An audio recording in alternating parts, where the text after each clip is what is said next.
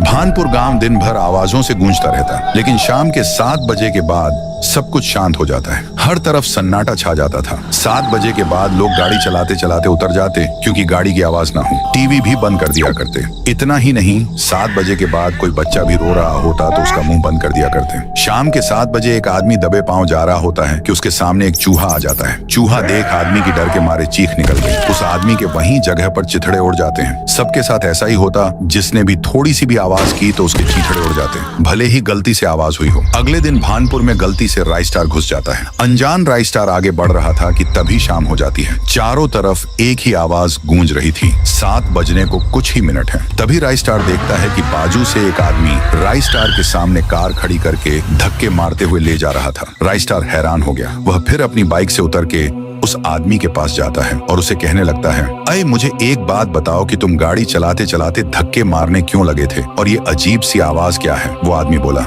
तुम्हें मरना नहीं है तो अपना मुंह बंद रखो। 7 बजने को 2 मिनट ही रह गए, बस तुम दूसरे गांव के लगते हो। चलो मेरे घर में, पर जरा सी भी आवाज मत करना। उसके बाद राइस्टार उस आदमी के पीछे उसके घर चला जाता है। वह राइस्टार को चुप रहने का इशारा कर रहा था। राइस्टार को चुप रहने के अलावा कोई रास्ता नहीं था। अगली सुबह राइस्टार उस आदमी को गुस्से से कहता है, देखो तुम जो कोई भी हो, पर तुम मुझे 7 बजने के बाद बोलने क्यों नहीं दे रहे थे, और न ही कोई आवाज करने दे रहे थे? पर क्यों, बताओ जल्दी। आदमी बोला, अरे तुम्हें क्या बताऊं भाई, हमारी जिंदगी 7 बजे के बाद नर्क में बदल जाती है। जो कोई भी आवाज करता है तो उसके बदन के 4 टुकड़े हो जाते हैं। हर शाम 7 बजे किसी न किसी की मौत होना निश्चित है। इसलिए तो मैं तुम्हें बार बार कह रहा था कि आवाज मत करो। इस आदमी की बात सुनकर राइस्टार के रोंगटे खड़े हो गए। पर राइस्टार ये जानना चाहता था कि ऐसा कौन कर रहा है। इसलिए राइस्टार हर घर के ऊपर बड़े बड़े तेज आवाज करने वाले स्पीकर लगाने लगता है। गांव में 7 बज जाते हैं और राइस्टार ने लगाए हुए स्पीकर भी अपना कारनामा शुरू कर देते हैं। तभी अचानक से एक चुड़ैल बहुत तेज गुस्से में गांव में उतर जाती है। नहीं छोड़ूंगी, नहीं छोड़ूंगी, किसको मारूं, कैसे मारूं, बंद